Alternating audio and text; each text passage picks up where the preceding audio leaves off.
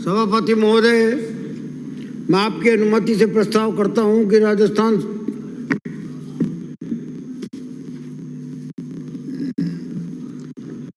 राजस्थान माल और सेवा कर संशोधन विधेयक 2023 को पारित किया जाए। माननीय श्री रोहित बोरा। धन्यवाद सभापति महोदय।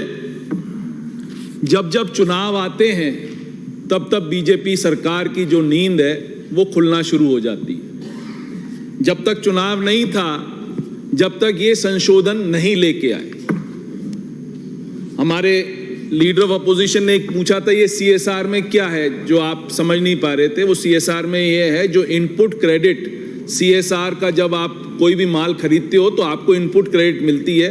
बट अब ये प्रोविजन आया है कि क्योंकि सीएसआर में अब आपको इनपुट क्रेडिट नहीं मिलेगी, क्योंकि आप वो खुद कंज्यूम नहीं कर रहे हो, वो आप पब्लिक सर्विस के लिए कर रहे हो, इसलिए वो इनपुट क्रेडिट सीएसआर में अब खत्म कर दिए। ये इसमें प्रोविजन है साहब। दूसरी चीज आपको बताना चाहूं, ये जितने संशोधन लाए हैं ये चुनाव को देखते हुए संशोधन लाए।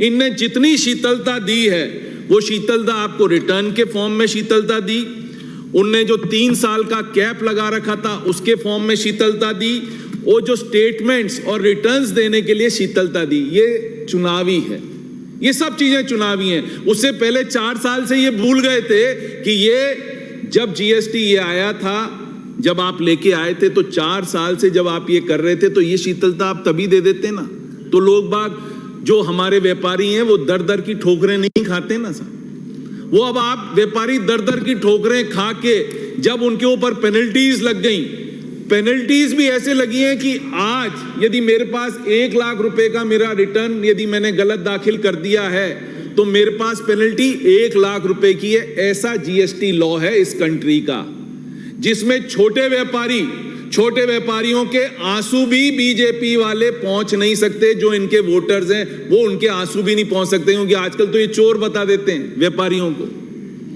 व्यापारी चोर है तो उसी का पैसा आप संग्रह कर रहे हो।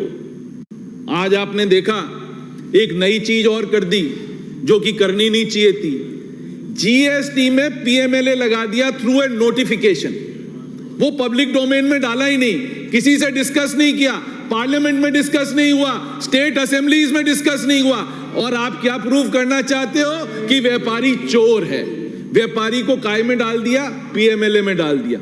पीएलए में एक नहीं लगती है, पीएमएलए में there are 15 agencies from NIA to Competition Commission of India, सबको आपको जवाब देना पड़ेगा। पीएमएलए एक इनने ऐसा वो बना दिया है। आज ये चाहते क्यों पीएमएलए डाला?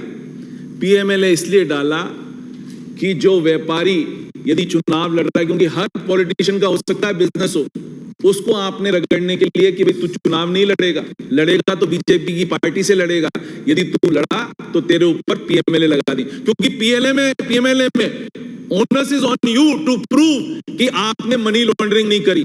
ओनस एजेंसी के ऊपर नहीं है प्रूव करने के लिए कि पीएमएलए में क्या होता है। पीएमएलए में ओनस इज ऑन दी व्यापारी टू प्रूव कि भाई मैंने पीएमएलए का कुछ नहीं करा। तो ऐसी तो ये बीजेपी की सरकार है कि ये बीजेपी की सरकार ने पीएमएलए लगा दिया। आज क्या करना चाह रहे हैं अपन? क्या व्यापारी चोर है? जो व्यापारी 1 करोड़ रुपए का टर्नओवर करता है, 25 लाख का टर्नओवर करता है, 10 लाख का या 5 करोड़ में, तो वो उसको फॉर्म भरने की जरूरत नहीं होती, जीएसटीएन भरने की जरूरत नहीं होती, वो कॉम्पोजिशन स्कीम में चला जाता है। उससे भी बड़ा व्यापारी जो 5 करोड़ से ऊपर है, आज टर्नओवर क्या मायने रखता है? जब आपका लोहा जो पहले 30 रुपए का था वो आज 60 रुपए का बिक रहा है, उसका 5 करोड़ का टर्नओवर कितना सा होगा साहब? मुश्किल से 10 ट्रक बेच देगा तो उसका 5 करोड़ का टर्नओवर है। वो क्या पीएमएलए में करेगा? आपका मन आएगा उसको रगड़ दोगे। जो आपने बात करी, ये इतना गंदा प्रोविजन है जो कि मैं कहता हूं 9 स्टेट्स ने जीएसटी की मीटिंग के अंदर इसका विरोध करा। बट विरोध किस पर करें? उन 9 स्टेट्स को जनरली जीएसटीएन में जो भी काउंसिल की इनकी मीटिंग होती है, most of the things are passed by voice vote से निकल जाता है। 9 स्टेट्स ने इसका विरोध करा, बट केंद्र सरकार की जू नहीं रहेगी उनके कानों पर कि पीएमएलए को अब आपने व्यापारियों पे भी लगा दिया। क्या अपन प्रूव करना चाह रहे हैं? क्या व्यापारी चोर है जो जीएसटीएन दे रहा है? जीएसटी में इतना आपका बढ़ रहा है बिकॉज इन्फ्लेशन इतना बढ़ गया है, जो 80,000 करोड़ था वो 1,60,000 करोड़ हो गया। कंजम्पशन इंडस्ट्री का खत्म हो गया, कंजम्पशन बेस्ड इकोनॉमी बची नहीं है। अब कौन सी है? इन्फ्लेशन बेस्ड इकोनॉमी शुरू हो गई। मेरा आपसे दूसरा कहना है, ये जो ट्रिब्यूनल आप बना रहे हो, आपने ट्रिब्यूनल की बात करी कि स्टेट को ट्रिब्यूनल बनाना चाहिए। आपने क्या करा? स्टेट को जो आप ट्रिब्यूनल बना रहे हो उसमें आपने टेक्निकल और जुडिशरी के मेंबर्स डाल दिए, मतलब रिटायर्ड ब्यूरोक्रेट्स। जो अभी बात कर रहे थे ना रिटायर्ड ब्यूरोक्रेट्स को बने, वो भी सिर्फ रिटायर्ड ब्यूरोक्रेट्स करेंगे। आपने एडवोकेट्स और सीए का जो कि एक इंडिपेंडेंट व्यू आता, उनको उसमें से हटा ही दिया है। सिर्फ अब टेक्निकल और जुडिशियल मेंबर ही सिर्फ उसके मेंबर्स रहेंगे ट्राइब्यूनल के। There will be no member who is a CA और एन एडवोकेट। तो पता पड़ा जितने इनको डिसीजन कराने होंगे वो अपने बेस पर डिसीजन करा लेंगे। इंडिपेंडेंट डिसीजन मेकिंग बॉडी को खत्म कर दिया आपने, तो लोग बाग तो हाई कोर्ट जाएंगे ही ना। जब इंडिपेंडेंट बॉडी नहीं है जो डिसीजन बनाएगी, वो क्या करेगी? मेरा आपसे एक सजेशन और है, मंत्री जी यहां बैठे हैं और ये करना भी चाहिए सब। एसजीएसटी में काफी साल हो गए, क्योंकि लोग बागों ने जो अपना टर्नओवर, जब आपकी एक्साइज की इनवॉइसेस थी उसका क्रेडिट ले लिया। अब जाके क्रेडिट का ऑडिट हो रही है और लोगों को नोटिसेस मिल रहे हैं, ये सब हो रहा है। हम one time settlement scheme SGST की क्यों नहीं ला सकते? The onus is on the state government to get that SGST की जो आप वन टाइम सेटलमेंट स्कीम है, आपने सब डिपार्टमेंट्स की वन टाइम सेटलमेंट स्कीम कर दी है। You don't have to for SGST, you don't have to go to GST council for it. State government should make it a point, क्योंकि व्यापारी इस वक्त इतना त्रस्त है, जीएसटी से इतना त्रस्त है कि उसके आंखों में से आंसू पहुंचने वाला कोई नहीं है। कोई सेंटर सरकार ने इतने कड़े कानून कर दिए कि छोटा व्यापारी तो सिर्फ मरने के लिए पैदा हुआ है और किसी के लिए भी पैदा नहीं हुआ है। इतनी हालत खराब है।